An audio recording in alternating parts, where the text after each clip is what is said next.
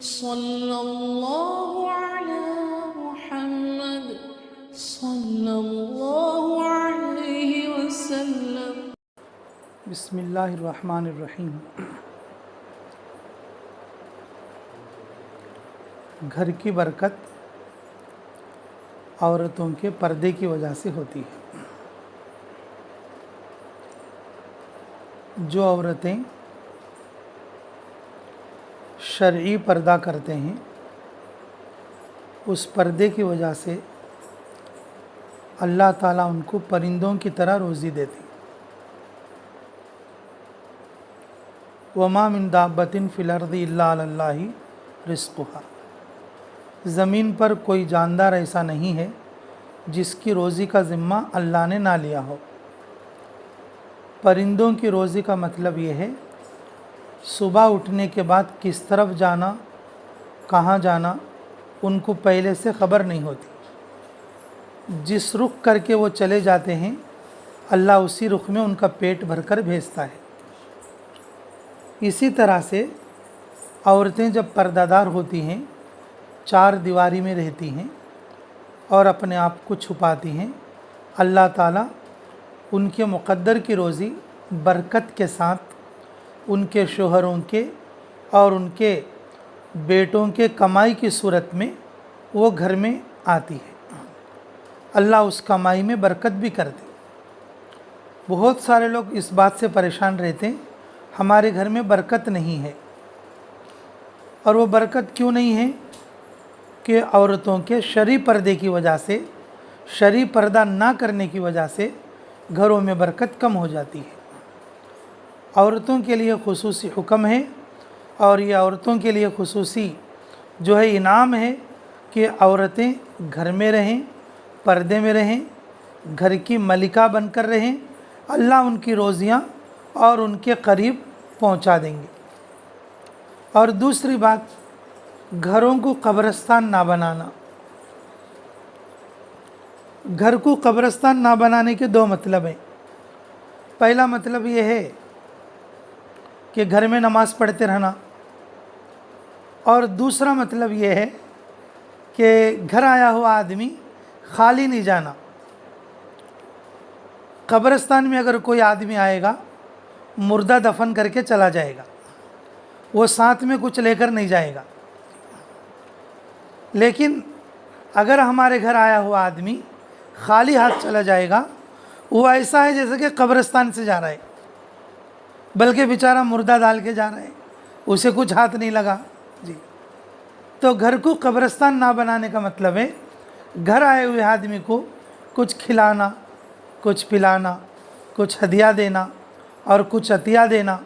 यहाँ तक कि घर के पास, दरवाज़े के पास आकर अगर कोई साइल सवाल करे तो वो भी हमारे घर से खाली नहीं जाना, और ये घर को कब्रिस्तान ना बनाना है।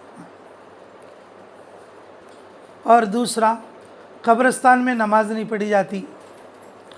नमाज जो है मस्जिदों में पढ़ी जाती है, बाहर पढ़ी जाती है। उमूमन कब्र पर या कब्रिस्तान में नमाज कम पढ़ी जाती है। इल्ला माशाल्लाह अगर पढ़ेंगे तो हो जाएगी, लेकिन आम तौर पर वो नमाज़ पढ़ने की जगह नहीं है। तो घर को कब्रिस्तान ना बनाने का मतलब ये भी है, तो घर में हमेशा मुसल्ला बिछा रहना, कोई ना कोई उस पर नमाज़ पढ़ते रहना। और छोटे बच्चे भी जब सोफ़े पर आते हैं तो खेलने लगते हैं, आंगन में जाते हैं तो नाचने और कूदने लगते हैं, इसी तरह से किचन में जाते हैं तो कुछ खाने लगते हैं। जहाँ हमारा मुसल्ला दिन भर बिछा रहता है तो वहाँ पर जाके वही बच्चे सजदे करते हैं। जब वो देखते हैं कि यहाँ पर हमारी अम्मी, हमारी चाची और हमारी खाला, हमारी दादी यहाँ पर नमाज़ पढ़ते हैं, सब लोग आकर यहाँ पर झुकते हैं, इस तरह से बैठते हैं, तस्बीह पढ़ते हैं, तो बचपन से ही उनको आदत हो जाती है कि बाहर जब निकलने लगते हैं तो बच्चे चप्पल हाथ में लेते हैं, चप्पल पहनने लगते हैं, और गुस्ल खाने में चले गए तो पानी से खेलने लगते हैं। इसी तरीके से कार में बैठ गए तो हारन बजाने लगते हैं। हमारे घर में जगह ऐसी मुतय्यन होना चाहिए, बच्चे उस जगह में या उस कोने में जाते ही सजदा करने लग जाएं। तस्बीह पढ़ने लग जाएं, रुकू करने लग जाएं, क़ियाम करने लग जाएं और अल्लाह ताला से मांगने वाले बन जाएं। यह भी एक मतलब है घर को कब्रस्तान ना बनाने का। पहला मतलब तो यह है घर में नमाज चलते रहना, औरतें नमाज पढ़ती रहना। बाज़ औरतें घर के काम में इतना मसरूफ़ रहती हैं कि उनसे नमाज अदा नहीं होती। दिन भर में एक या दो नमाज़ें पढ़ लेते हैं, बस उसी को बस समझ लेते हैं, उसी को काफ़ी समझते हैं। तो मेरे मोहतरम सामीन, माशाअल्लाह मर्दों को भी इस बात की फ़िक्र करनी चाहिए और रोज़ाना घर में तालीम करे, नमाज़ों की तलक़ीन करे। औरतों को भी इस बात की फ़िक्र करना चाहिए, मर्दों को नमाज के लिए भेजे और ख़ुद मुसल्ला बिछाकर घर में नमाज़ पढ़े। और जो नमाज़ पढ़ने की जो जगह है और उसमें कम से कम नमाज के बाद भी 10-15 मिनट बैठे, दुआ करे, मुराक़बा करे, ज़िक्र करे और ये सारे उमूर अंजाम देना चाहिए। और तीसरी बात, अल्लाह ताला हमें अमल की तौफ़ीक़ नसीब फ़रमाए। घर के अंदर एक दूसरे का इकराम का मामला करना, इकराम बहुत बड़ी चीज़ है। उमूमन करीब रहने वालों से इकराम छूट जाता है। इकराम का जुज़े लाजिम है खिदमत करना और इकराम का जुज़ है खिदमत करना, काम करना और जो है कि अमल अंजाम देना। एक है इबादत और एक है खिदमत। इबादत अल्लाह की होती है और खिदमत मखलूक की होती है। और खुसूसन जो लोग करीब में हैं और उनको खिदमत से इस तरीक़े से खुश करना और जिसमें अल्लाह की रज़ा हो। रियाकारी में अगर करेंगे कोई आदमी तो एक बार दो बार करेंगे, एक दिन दो दिन करेंगे, वो लंबे वक्त के लिए नहीं कर सकेंगे। कि जिसके दिल का जज्बा ये हो कि मुझे ये खिदमत अल्लाह के लिए करना है, ये खिदमत अल्लाह के लिए करना है, तो फिर वो दवाम रहता है। हमारे शाह साहब फरमाते थे, सैयद अंज़र शाह अल कश्मीरी जी, और देवबंद के हमारे हज़रत कारी तय्यब साहब नव्वरल्लाहु मरक़दहू और उनकी अहलिया जो है, उनकी जो बहू है हज़रत मौलाना सालिम साहब की जो घरवाली, और उनकी कारगुजारी कभी कभी बताते कि वो अम्मा जान ऐसे थे कि वो भी बड़ी बरकत वाली औरत और वो भी मुस्तजाबुद दावात, लेकिन तरबियत की कोई अलामत और बाज़ लोगों में, पुराने लोगों में होती है जी। तो हज़रत फरमाते थे कि अगर रोटी में या चावल में, उधर चावल हमारे जैसा बना के और कंकर देख के नहीं पकाते, आम तौर पर दुकानों में उधर जो चावल होते उसको डायरेक्ट धो के पका देते। हमारी तरफ धो के और उसको कंकर चुन के इस तरह से सब सेट करके पकाते। तो कभी कभी इस तरह से रोटी में या चावल में कोई कंकर आता तो वो अम्मा जान क्या करते थे, तो उस बहू को जो खाना पकाती, पहली हो या दूसरी या तीसरी, कोई भी बहू पकाती, उसकी पेशानी में रगड़ती। तो एक दिन कंकर आया तो उसने पूछा सास ने, भाई किसने पकाया? हालांकि बड़ी ने पकाया था, छोटी ने कहा कि मैंने पकाया। छोटी ने कहा मैंने पकाया। तो वो सास के पास गई और उसकी पेशानी पर रगड़े और थोड़े से खून के धब्बे और इस तरीके से पेशानी के अंदर कुछ निशानात आ गए। तो उन्होंने जाकर कहा कि क्या बात होगी पेशानी में? बस कंकर आया था।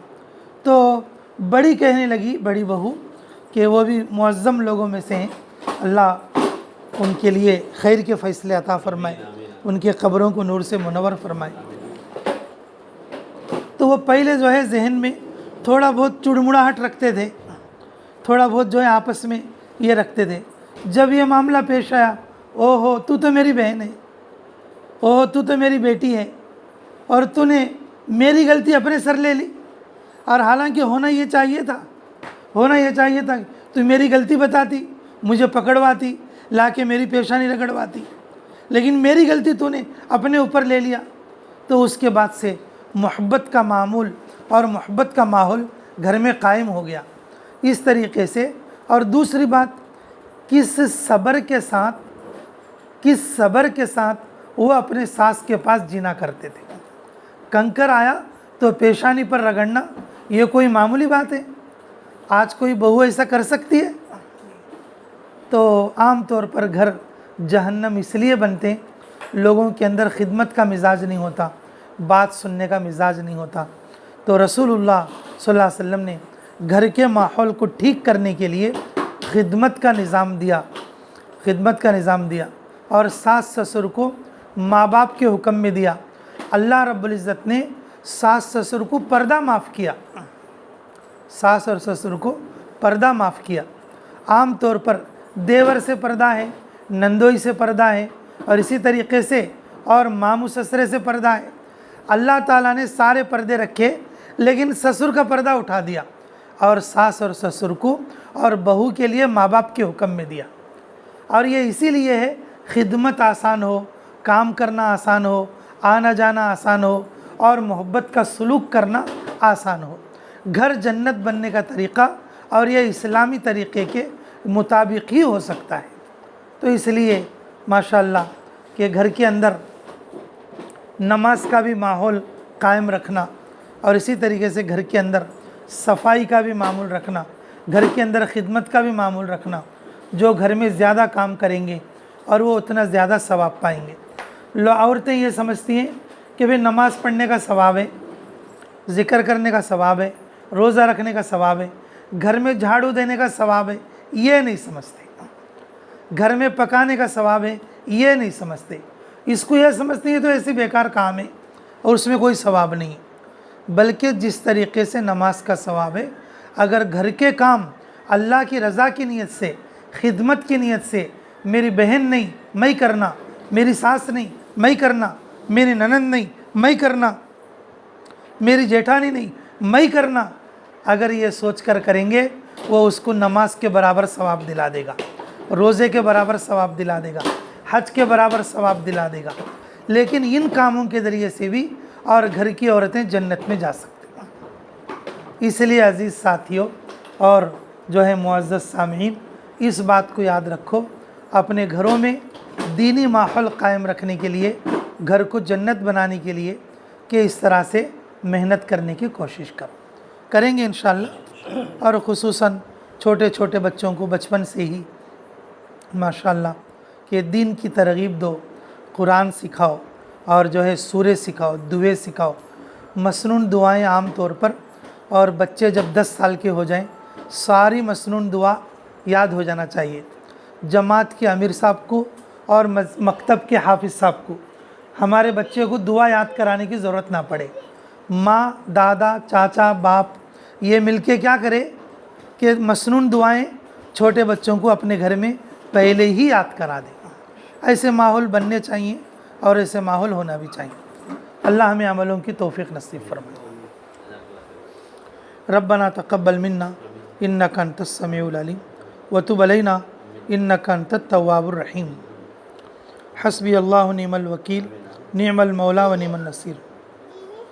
अल्लाहुम्मा इन्नी अस्अलुका बिअन्ना लकल हम्द ला इलाहा इल्ला अंता या हन्नानुल मन्नान बदीउस समावाति वल अर्दि या ज़ुल जलाली वल इकराम या हय्यु या क़य्यूम बिरहमतिका नस्तगीस या हय्यु या क़य्यूम बिरहमतिका नस्तगीस या हय्यु या क़य्यूम बिरहमतिका नस्तगीस। ऐ अल्लाह, हमारी ज़िंदगियों में बरकत अता फ़रमा, हमारे गुनाहों को माफ़ फ़रमा, हमारे लिए खैर अता फ़रमा, मुराशिद उम्र इल्हाम फ़रमा। ऐ अल्लाह, खुसूसन इस घर में रहने वालों की हिफाजत फ़रमा, आगे से पीछे से, दाएं से बाएं से, ऊपर से नीचे से। अल्लाह, हर तरह की ज़मीनी आसमानी बलाओं से महफूज फ़रमा। ऐ अल्लाह, इन दुआओं को उम्मत मुस्लिमा के हक़ में कबूल और मंजूर फ़रमा। अल्लाह, जो नेक काम हम करने वाले हैं, अल्लाह जो दुनियावी काम जो हम अंजाम देने वाले हैं, अल्लाह उनमें खैर अता फ़रमा। ऐ अल्लाह, उस लाइन से हमारी रहबरी फ़रमा, मदद फ़रमा, नुसरत फ़रमा। जिस वक्त में जिन चीज़ों की हमें ज़रूरत पड़ती है, अल्लाह गैब से उन चीज़ों का हमारे हक़ में इंतज़ाम फ़रमा। रब्बना तक़ब्बल मिन्ना इन्नका अंतस समीउल अलीम व तुब अलैना इन्नका अंतत तव्वाबुर रहीम बिरहमतिका या अरहमर राहिमीन वल्हम्दुलिल्लाहि रब्बिल आलमीन।